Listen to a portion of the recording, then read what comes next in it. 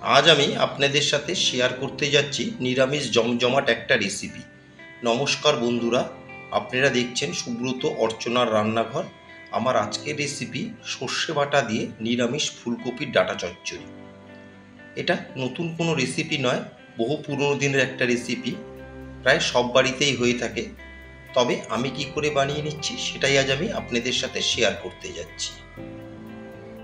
যে কোনো নিরামিষের দিনে সর্ষে বাটা দিয়ে ফুলকপির এই ডাঁটা চচ্চড়ি কিন্তু বানিয়ে নিতে পারেন। এটা কিন্তু জাস্ট গরম ভাতের সাথে একদম অসাধারণ লাগে খেতে। আসুন দেখে নেওয়া যাক আমার আজকের রেসিপি নিরামিষ ফুলকপির ডাঁটা চচ্চড়ি। ফুলকপির ডাঁটা চচ্চড়ির মেন উপকরণই হচ্ছে ফুলকপির ডাঁটা। আমি এখানে কিছুটা পরিমাণে ফুলকপির ডাঁটা নিয়েছি। আমি এখান থেকে কচি ডাঁটাগুলোই নেব। ডাঁটাগুলোকে আমি সরু লম্বা করে কেটে ফিরে আসছি। এর সাথে আমি কিছু সবজিও অ্যাড করব, পুরোটাই আপনাদেরকে দেখিয়ে দিচ্ছি। ফুলকপির ডাঁটাগুলোকে আমি এরকম লম্বা লম্বা করে কেটে নিয়েছি, পাতলা করে। আর আমি এখানে কিছু কচি পাতাও নিয়েছি। আর আমার লাগছে, এখানে আমি নিয়েছি 3 টেবিল চামচ কালো সর্ষেকে আমি পেস্ট করে নিয়েছি একটা লঙ্কা নুন দিয়ে। আর একটা বড় সাইজের আলুকে লম্বা করে কেটে নিয়েছি, টমেটো, বেগুন, কিছুটা পরিমাণে কুমড়ো, আর নিয়েছি ফ্রেশ ধনে পাতা। আর এখানে আমি নিয়েছি 2 থেকে আড়াই ইঞ্চি আদাকে গ্রেট করে নিয়েছি, আর 3টে কাঁচা লঙ্কা। আর নিয়েছি এখানে কিছুটা বিউলির ডালের বড়ি। আপনারা আপনাদের পছন্দ মতন আরও কিছু সবজিও অ্যাড করতে পারেন। গ্যাসের ফ্লেম অন করে একটা সসপ্যানে আমি জল বসিয়ে দিয়েছি। দেখুন জলটা বয়েল হয়ে এসছে। এতে দিয়ে দিলাম 1 টেবিল চামচ নুন। দিয়ে এতে আমি কেটে রাখা ডাঁটাগুলো দিয়ে দিচ্ছি। দিয়ে ডাঁটাগুলোকে আমি সেদ্ধ করে নেব। ডাঁটাগুলোকে আমি প্রায় 60% সেদ্ধ করে নিলাম। এখন গ্যাসের ফ্লেম অফ করে আরও 5 থেকে 7 মিনিট আমি এই জলের ভিতরেই ডাঁটাগুলোকে রেখে দেব। এবার চলে এলাম মূল রান্নায়। গ্যাসের ফ্লেম অন করে ওভেনে আমি একটা ফ্রাই প্যান বসিয়ে এতে পরিমাণ মতন দিয়ে দিচ্ছি সর্ষের তেল। আমি কিন্তু রান্নাটা সর্ষের তেলেই করব, যে কোনো চচ্চড়ি কিন্তু সর্ষের তেলেই খুব টেস্ট হয়। তেলকে আমি গরম করে প্রথমে আমি বিউলির ডালের বড়িগুলো দিয়ে দিলাম। দিয়ে বড়িগুলোকে নেড়ে চেড়ে আমি লালচে করে ভেজে নেব। গ্যাসের ফ্লেম মিডিয়ামে রেখে বড়িগুলোকে আমি নেড়ে চেড়ে বেশ লালচে করে ভেজে নিলাম। এর থেকে বেশি ভাজার আর কোনো দরকার নেই। ভেজে নেওয়া বড়িগুলোকে আমি একটা প্লেটে তুলে নিচ্ছি। বড়ি তুলে নিয়ে ওই তেলে আমি দিয়ে দিলাম ফোড়নে 1 টেবিল চামচ 5 ফোড়ন। আর দিয়ে দেবো এখানে একটা শুকনো লঙ্কা। দিয়ে ফোড়নকে আমি 12 থেকে 15 মিনিট একটু তেলে ফ্রাই করে নেব, যতক্ষণ না পর্যন্ত 5 ফোড়নের একটা সুন্দর গন্ধ আসছে ততক্ষণ ফোড়নকে আমি একটু নেড়ে চেড়ে ভেজে নেব। ফোড়ন আমার প্রায় ভাজা হয়ে গেছে। এখন প্রথমে আমি দিয়ে দিচ্ছি কেটে রাখা আলু। আলু ভাজা হতে একটু সময় লাগে, সেই জন্য আলুটা আমি আগে দিয়ে দিলাম। দিয়ে আলুকে নেড়ে চেড়ে আমি আলুগুলোকে একটু লালচে করে ভেজে নেব। আলু দিয়ে আলুকে আমি মিনিট 2 একটু নেড়ে চেড়ে ভেজে নিয়ে দিয়ে দিলাম 1/2 টেবিল চামচ নুন। আর দিয়ে দেবো 1/2 টেবিল চামচ গুঁড়ো হলুদ। দিয়ে নুন হলুদের সাথে খুব ভালো করে এখন আমি আলুকে একটু মিশিয়ে নেব।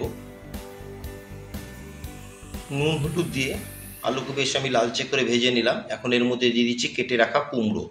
দিয়ে আলু আর কুমড়োকে আমি আরও কিছুক্ষণ একটু ভেজে নেব। কুমড়ো দিয়ে আরও মিনিট 5 আমি আলু আর কুমড়োকে ভেজে নিলাম। এখন দিয়ে দেবো কেটে রাখা বেগুন। দিয়ে বেগুনকেও খুব ভালো মতন এখন আমি মিশিয়ে নেব কুমড়ো আর আলুর সাথে।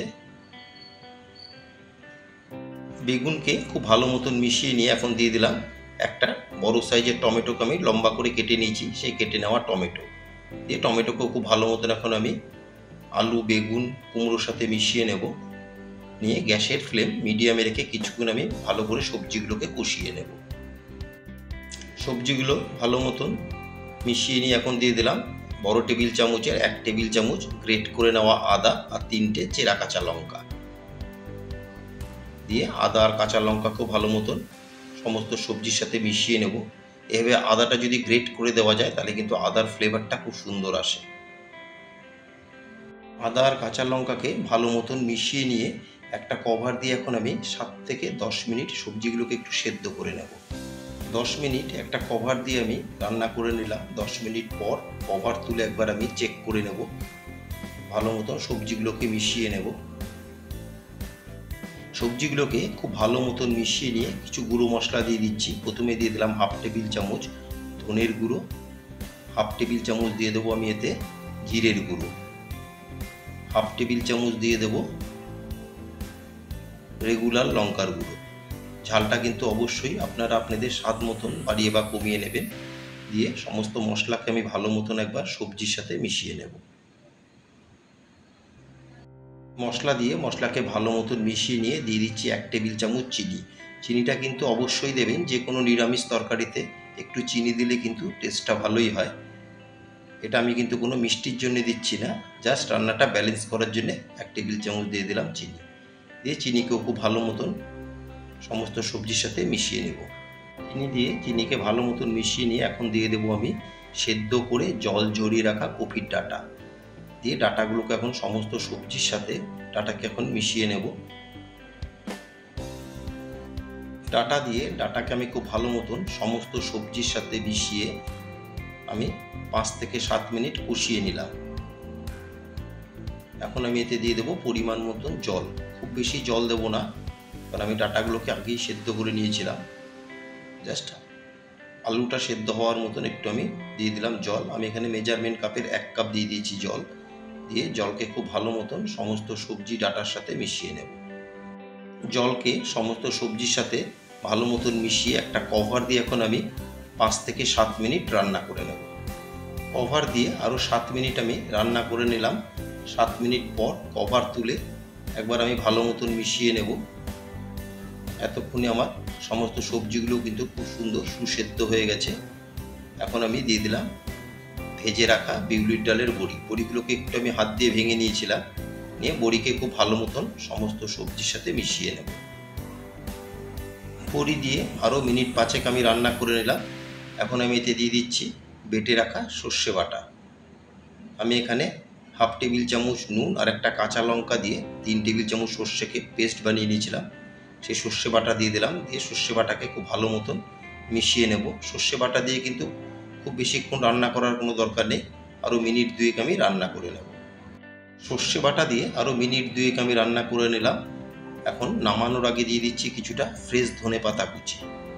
দিয়ে ধনেপাতাকেও খুব ভালো মতন আমি মিশিয়ে নিয়ে গ্যাসের ফ্লেম অফ করে 5 মিনিটের জন্য স্ট্যান্ডিং টাইমে রেখে দেব। আর আমার নতুন বন্ধুদের কাছে রিকোয়েস্ট, যারা আমার চ্যানেলটি এখনও সাবস্ক্রাইব করেননি তারা অবশ্যই সাবস্ক্রাইব করে আমার পাশে থাকবেন। আর পাশে থাকা বেল বোতামটি প্রেস করে রাখবেন। যখনই আমি নতুন কোনো ভিডিও আপলোড করব সবার আগে নোটিফিকেশান আপনাদের কাছে পৌঁছে যাবে। নামানোর আগে আমি দিয়ে দিচ্ছি 1 টেবিল চামচ কাঁচা সর্ষের তেল। যে কোনো চচ্চড়িতে কিন্তু কাঁচা সর্ষের তেলের ফ্লেভারটা দুর্দান্ত লাগে। আমার আজকের রেসিপি সর্ষে বাটা দিয়ে ফুলকপির ডাঁটা চচ্চড়ি আপনাদের কেমন লাগলো অবশ্যই একটা কমেন্টে জানাবেন। যদি কোনো অংশে ভালো লেগে থাকে একটা লাইক, শেয়ার আর ছোট্ট করে একটা কমেন্ট করতে কিন্তু ভুলবেন না। গ্যাসের ফ্লেম অফ করে আমি একটা সার্ভিং প্লেটে তুলে নিচ্ছি। এই নিরামিষ ফুলকপির ডাঁটা চচ্চড়ি কিন্তু গরম ভাতের সাথে দুর্দান্ত লাগে খেতে। এই একটা রেসিপি দিয়ে পুরো ভাত শেষ হয়ে যায়। সবাই সুস্থ থাকবেন, ভালো থাকবেন। আবার দেখা হবে নেক্সট একটা এপিসোডে।